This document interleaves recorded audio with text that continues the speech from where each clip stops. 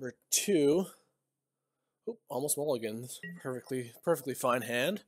On the draw though, so we can definitely get overrun. Potentially. Ooh, nice. The green white, like, stupid deck. Green white cats or whatever. Is definitely a deck that I have not played against, and like people have been actually winning with it. Like it was kind of, I know Willie Edel was joking because at the last Standard Pro Tour, I think he played it, and it was like something like 4 tickets. Maybe it was 27 tickets. Ooh, please hit a land. Dang. Now it's actually got good cards in it, though, so it's less of a meme, I suppose.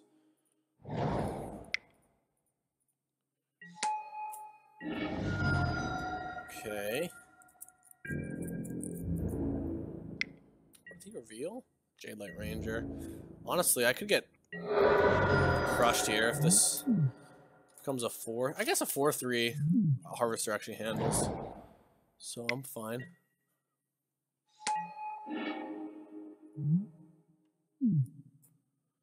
Field Authority actually isn't that great against Harvester. Man, if I was on the play, I would actually be destroying him. It's kind of insane, the disparity.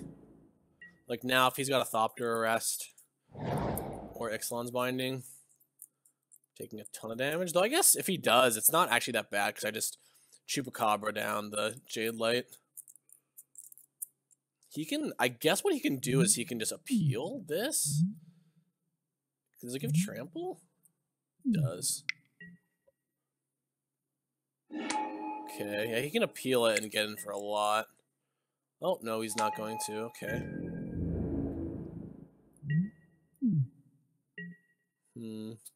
I see how this deck works now. The appeal is pretty gross. So, unfortunately, I definitely can't Panharmonicon. I think I Chupacabra. The question is, do I have to get the Double Striker off the board? He can just Eternalize it. If I don't, it's going to be like a 5/5 Double Strike Trample. Yeah, that's fine.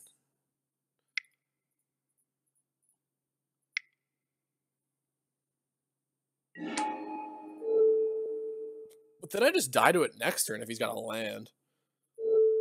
Not necessarily, because I've got the Harvester. And if he doesn't have a land, it's pretty bad for him, because I can just go Panharmonicon into Noxious Curehulk and try to win. Yeah, oh god.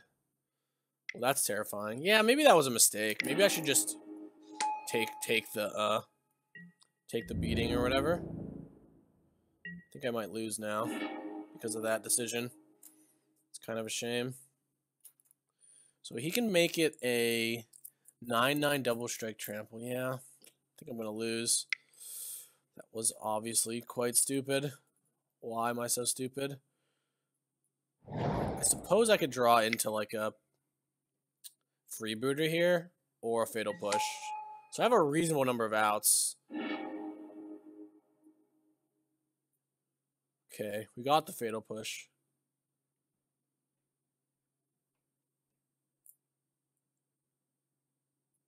They play Blossoming Defense. They play 2.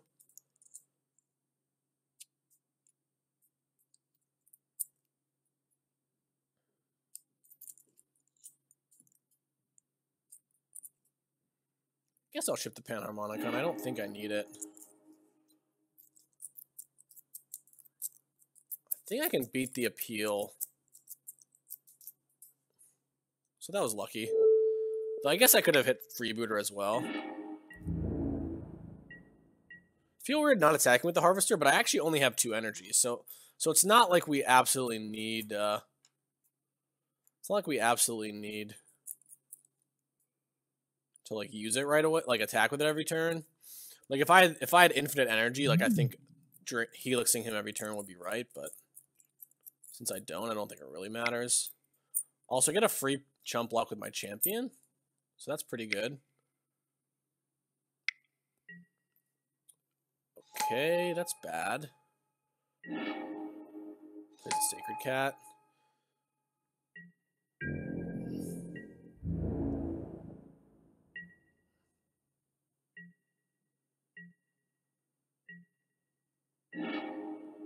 2 Noxious Gearhulks. Okay. Don't have enough mana to Field of Ruin him.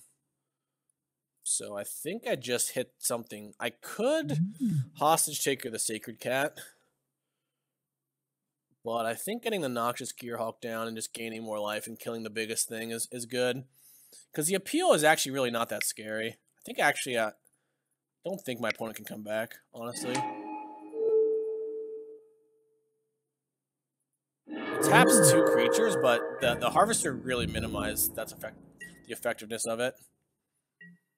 And I think I punted this game. I think if I just don't kill the cat, then I don't need to draw the Fatal Push / Freebooter or whatever. So he can appeal. I don't even really think he can attack. I should actually start attacking. Like, he could do some really weird... Well, I can kill any Pouncer. Or I can exile it. I was going to say he could eventually like get another Double Striker, but he really can't.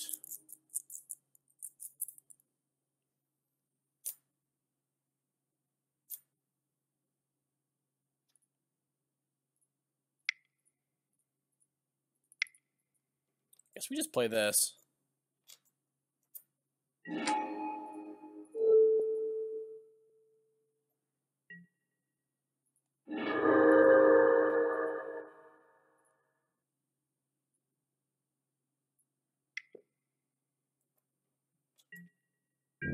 I'm like way too high of a life total. Can you attack with everything? 2 appeals is only... It's like not nearly enough.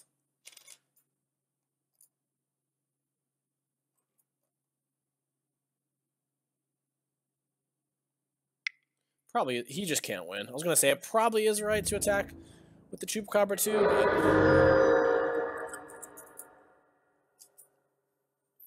He's got the Shep Oasis, Shephet Dunes, whatever. That is actually pretty scary, but he can't Shephet Dunes and tap creatures, so... I'm actually glad that I left the champion back.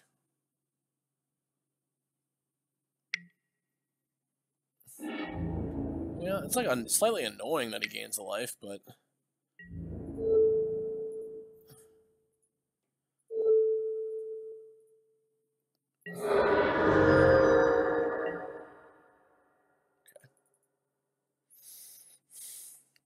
So green-white aggro. We want Fatal Push. Honestly, all of our cards seemed really good there. The Dusk Legion Zealot is not that great. I think that Harvester seems pretty great. I think that Panharmonicon is probably, like you saw that game, it's probably just unnecessary, and on the draw is like too slow. So I want all the Etherborns, all the Harvesters. Vraska's Contempt is like weird because it's really good at killing the Pouncer, but then the rest of his cards are like Servo Expedition and stuff. So I think we just leave those on the sidelines. This is another matchup where I think that Champion of Wits is pretty bad, just because it doesn't... Yeah, sometimes it blocks kind of well, but normally it doesn't. Maybe I don't want any Panharmonicons.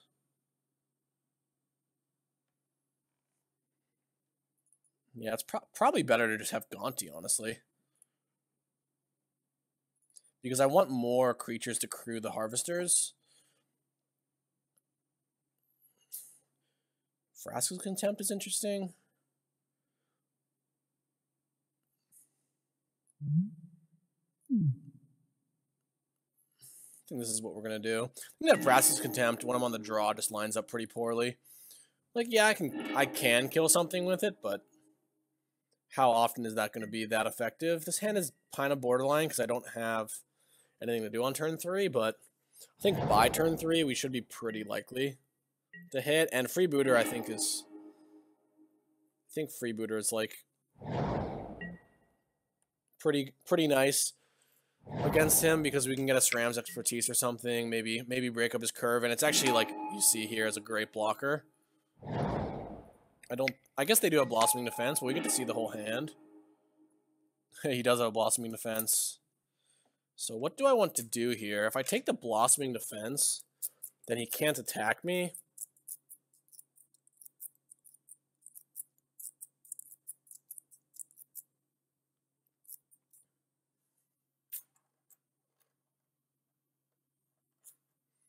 The expertise is like not really that scary, though he does have Chef at Dunes / Hashep Dunes. But the 2 life that I gain immediately off of this is pretty nice. Not to mention, he can Blossoming Defense something eventually to protect from Hostage Shaker. So let's just go ahead and take Blossoming Defense. The other thing is if he taps up for Ceram's Expertise, then I can actually Hostage Taker his Thrashing Brontodon, which is a pretty big game because if he has mana, whenever he has mana open, he can use it to kill the Harvester. So hopefully we do draw a land in the next 2 turns, though. That's kind of what we need. Champion of Wits.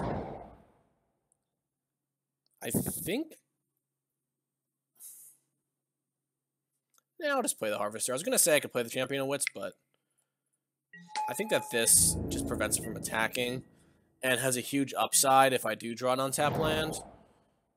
Because he's probably going to tap out this turn. Maybe he won't tap out. Maybe he'll play it safe.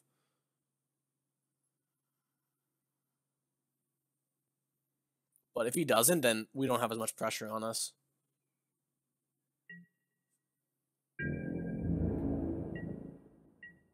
Yeah, he's not going to tap out. So this actually works out better.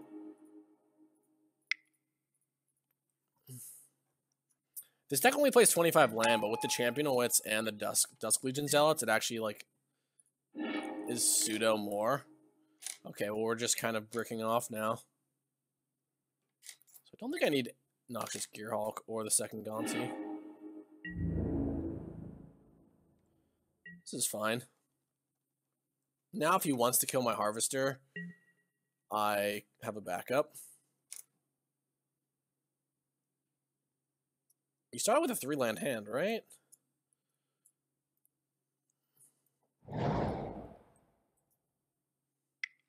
It's actually... Hostage Taker might actually be weak in this matchup because he doesn't have that many actual creatures. Oh! I was gonna say I could have crewed it, but I just like... Does this all happen? Can I respond to that? I can. I just kind of wasn't paying attention. So now I can actually take the Brontodon. But he can use it to kill one of his own servos, I suppose, if he wants to. Okay, Fetid Pools is fine.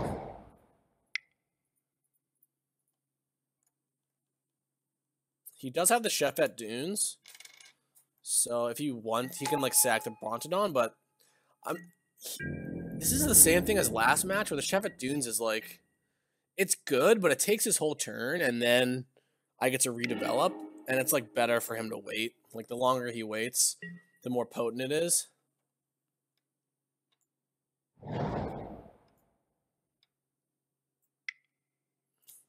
Oh, he can sack the Hashep though. Okay, so that's actually pretty good. Because he can just keep doing it. Get to trade once. And I can play a Gonti. I want a Gonti or Hostage Shaker.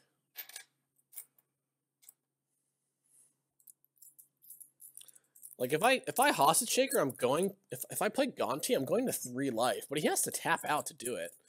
But I think the problem with going to 3 is like if he does draw like a Blossoming Defense, if I'm at 3, a Blossoming Defense is basically lethal. Because any creature that gets through is going to kill me. And furthermore, if I get to 3, like Appeal of Authority definitely kills me.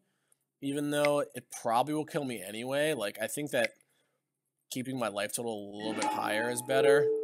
Even though I do lose some value off of the Hostage Shaker, I think that I have enough late game that it shouldn't matter. He's got an Adorned Pouncer, sure. That's pretty scary because he can appeal. So yeah, this is actually pretty brutal because those are 2 things that I would have wanted to have hostage took, but that sucks.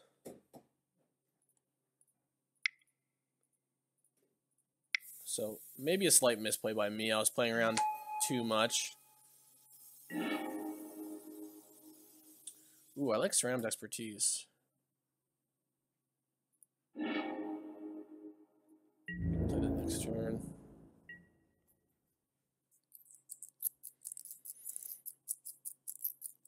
So if he activates the Chef at Dunes, this is gonna hurt, I think. Okay, well, I'm gonna just block this guy. Trade Gonti for it. I can just Fatal Push it and not have to worry about it. But I am getting, like, really low. It's possible that he sided out a Putal Authority, but...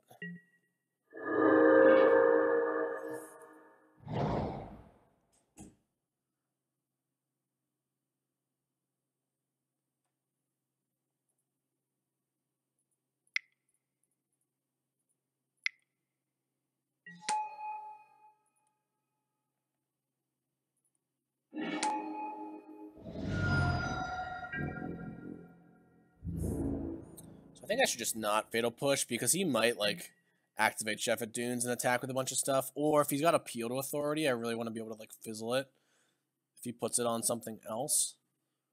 I could get blown up by a Blossoming Defense, but I think it's worth it. And if I remember, the list of these decks only play, like, 2 or 3, because they're more token-based.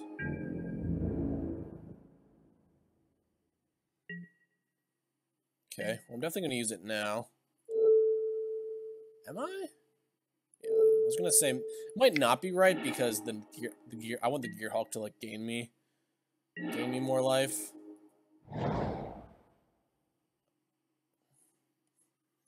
So I actually should put myself into position to, like, kill my opponent reasonably quickly here, if possible.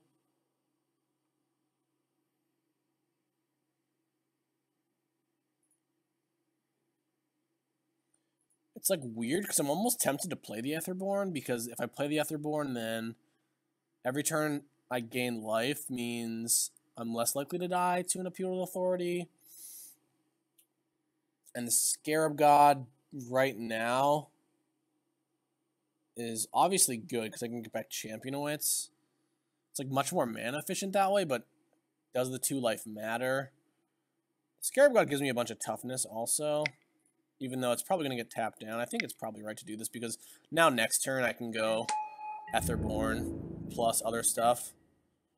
And he still has this Chef at Dunes, so just leave everything back. Yeah, this is pretty scary.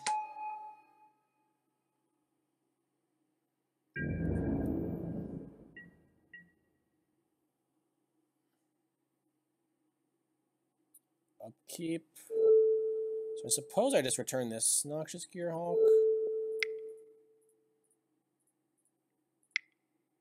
And just try to scry lands. And if he wants to return that, I just have another Noxious Gearhulk in my hand, ready to go.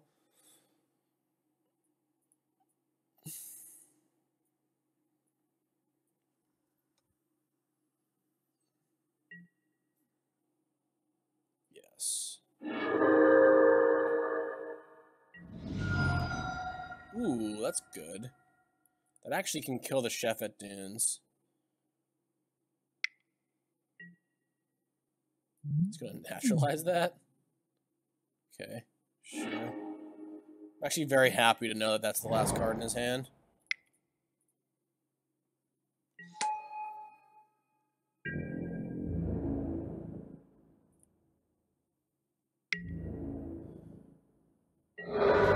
So I think Peel still doesn't kill me.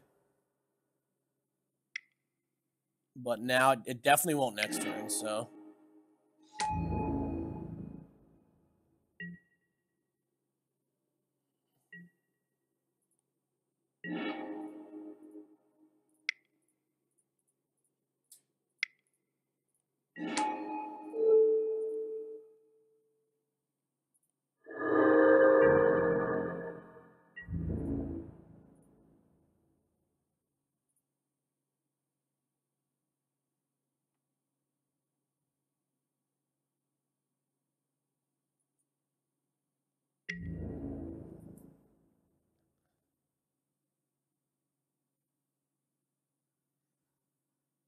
Actually, if he takes this all, I might legitimately die. I think I punted, actually. I might die to appeal now. It's +6/+6 and tap 2 things. And he can also... Oh, he can't also activate. +6/+6, that's 9, 10, 11, 12, 13. Let's just count this for the people at home to see how loose I am. So this is 9, 10, 11, 12, 13, 14, and I have 4 blockers. Okay, I'm not dead to it. It's 14 damage. And I can block 4 of it. So... Oh, he could not tap and use the Sheffet Dunes. But then I can just block with these big guys, so it's probably fine. Okay, sweet.